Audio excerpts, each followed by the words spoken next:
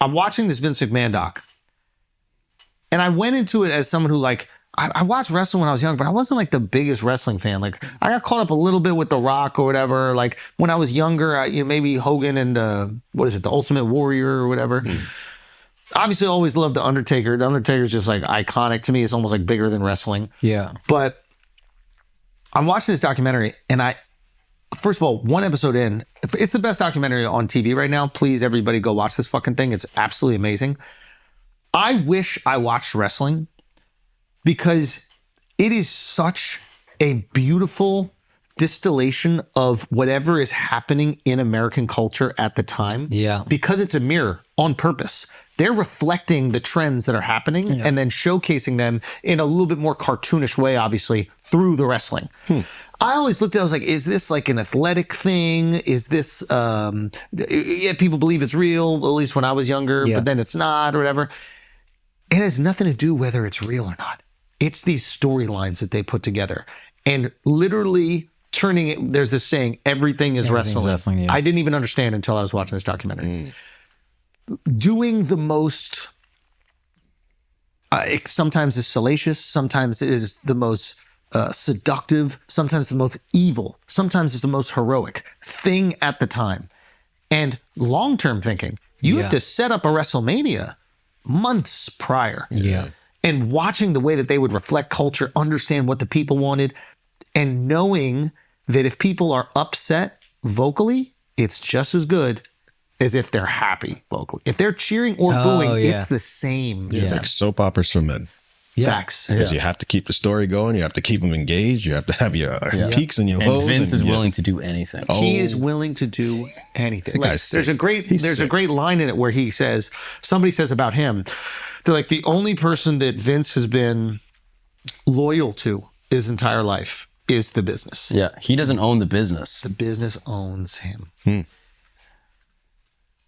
I compel you all to go watch this documentary. Yeah. Give it one episode and tell me that you do not tee up that second one. I know that you guys have seen it. I don't know if you've finished it yet. Yeah. You finished it. You just first started, episode. Yeah. Okay. What are your takes so far? What are things you didn't know about wrestling? Like what are you? I've been looking for a doc like this for like 2 years. I was like Googling like wrestling docs and watching like wrestling docs on YouTube, like that people put together. I didn't even realize that this was like in production. And then I love that it explains the history of wrestling and all the arcs. Like it's not just about Vince. It's the entirety of WWF/WWE through the like viewpoint of the guy, the creator of it. Yeah.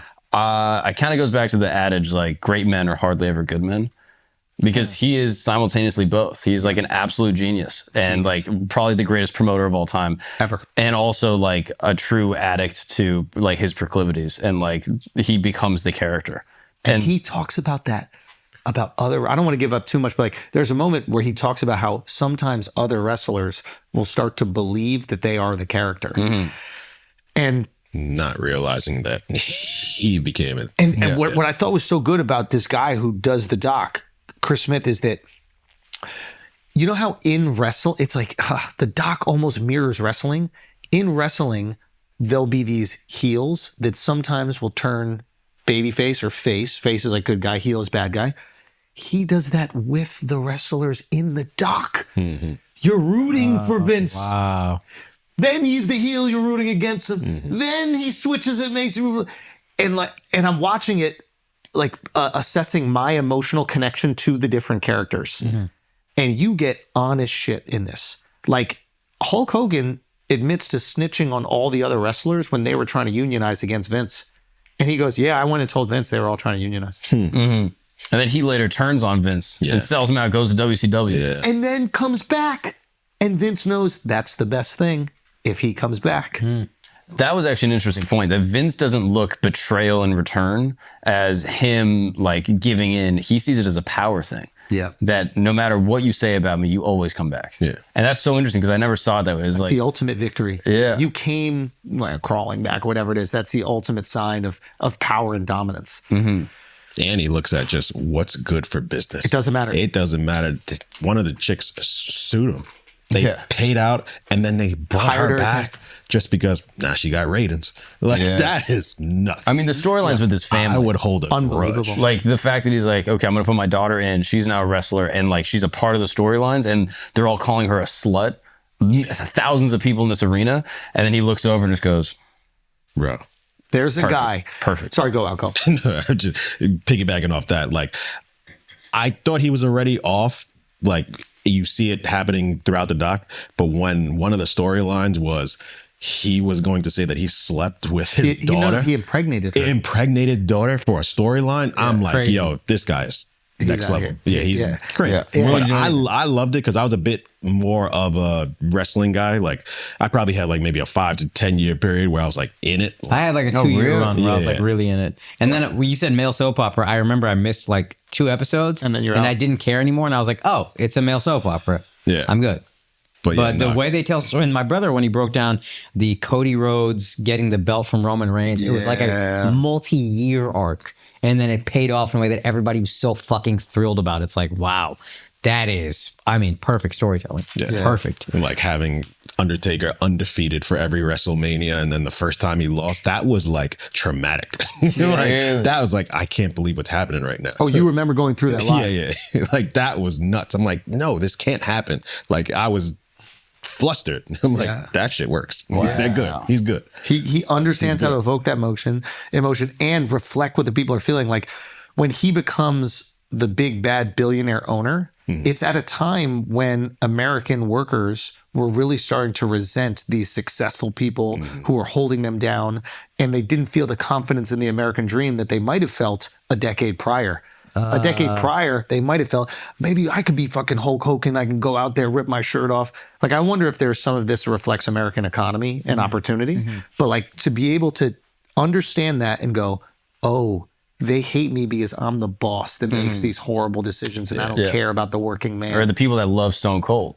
I Because didn't he was realize the this. rejection of the authority. Yeah, I didn't realize this. Like growing up, everyone had Awesome 316 like bumper stickers and shirts. You just see it everywhere. Like where I grew up in Florida. Yeah. And now that I'm understanding what he represented, I get it so much more. If I'm not mistaken, it was around the period where it was like the 1%, 99%. They were doing all those march protests rallies, or whatever? protests. Yeah. Yeah. So it's like he, like you said, this is going on in reality, and he just amplifies it. And he didn't mind being the absolute boogeyman. He's like, I'll take it. I will take the heat. You can hate me all you fucking want.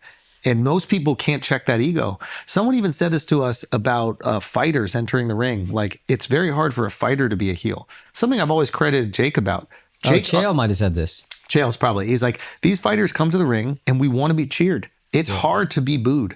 But if you are booed like crazy, you can make crazy money. But it is emotionally too much weight for the fighter to hold. And I think that's something that you got to give Jake credit for. Like, he can be hated. It's a superpower. Yeah. It really is. That was an interesting moment seeing how The Rock turned his entry into like praise, like by ultimately addressing and sort of confronting the ridicule and the boos.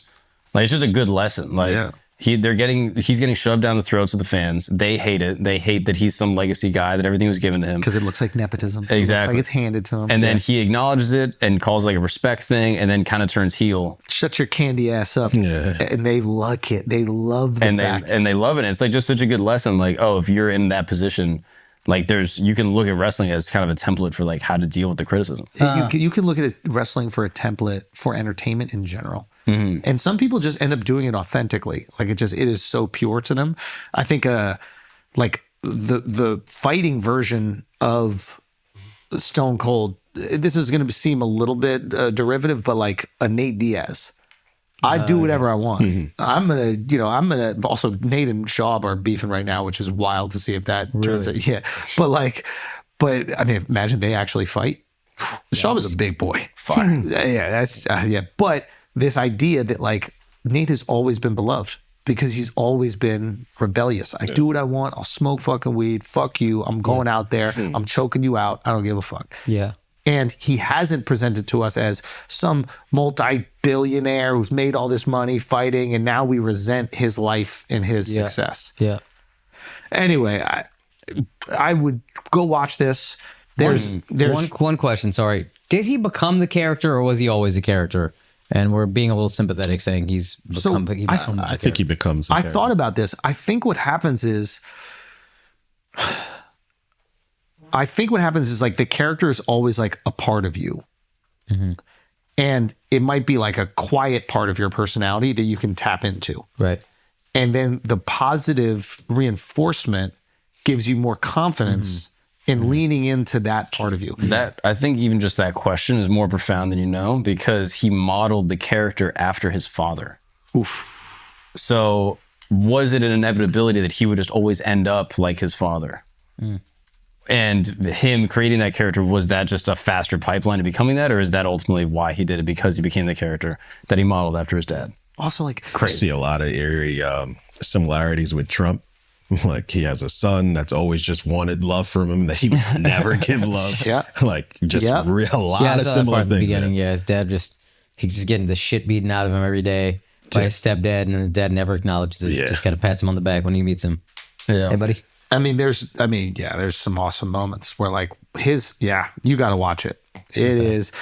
And wrestling fans are listening to this being like, duh. Where Yeah, the fuck we have you understand been? that we're late, and I want to talk to some wrestlers actually about this. Like, there's a guy on it, Cody Rhodes, that you see in it, and you had spoken. You'd done this great breakdown of like what his arc had been. Yeah, but he's really fascinating because his father was also a wrestler, but he seems to have this. It's almost like a bird's eye view of it all. Like he's almost kind of like fluent in wrestling because he grew up in it, just like Vince did. Like Vince's dad was a promoter. I had no fucking clue. Yeah. He took over the business. He bought it. He bought his dad out. Oh, wow.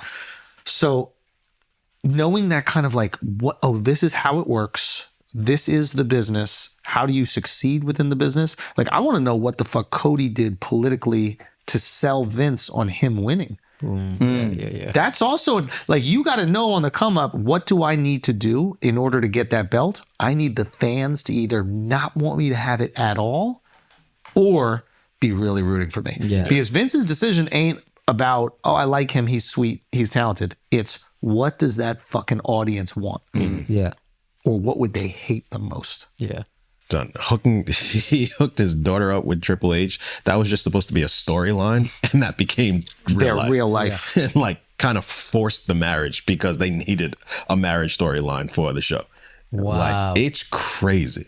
It's really crazy. And a great thing about this doc is that they started it before the shit came out about Vince. And then the last 2 episodes, it's after the shit that came out about Vincent. So it's like, wow, you see all the stuff that people were saying, like, no, he like everybody except Vince was saying, no, that's kind of him. Vince is in denial. And then you hear all the stuff that happens, like, oh shit, that really was. Also, credit the wrestlers on it. They are brutally honest. Yeah. Yep. And so good. I mean, you get why they're the greatest. You see why Vince was like, yeah, you're going to run the ring. Every one of them is cutting a promo while they're talking. Yeah. It's not like some awkward, nervous person in a documentary like, oh my God, what will the world say when I have to? They are soaking it up. Yeah. Yeah, it's perfect. So we got to talk to,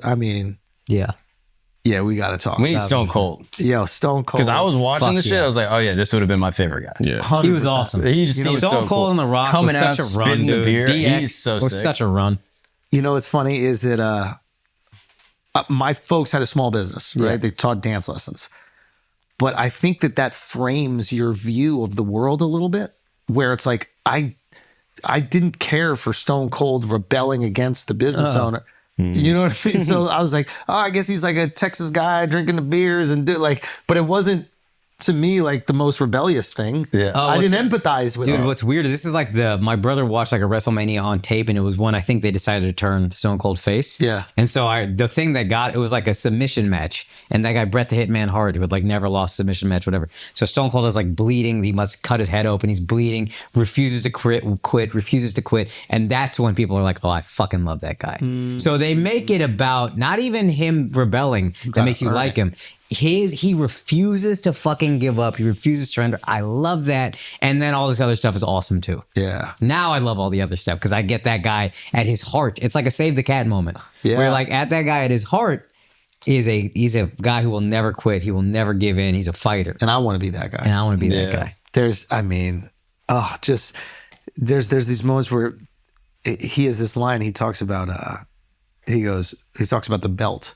He goes, the belt isn't theirs, meaning the champions. Yes. It's my belt. Yeah. And sometimes the champions don't want to give up the belt.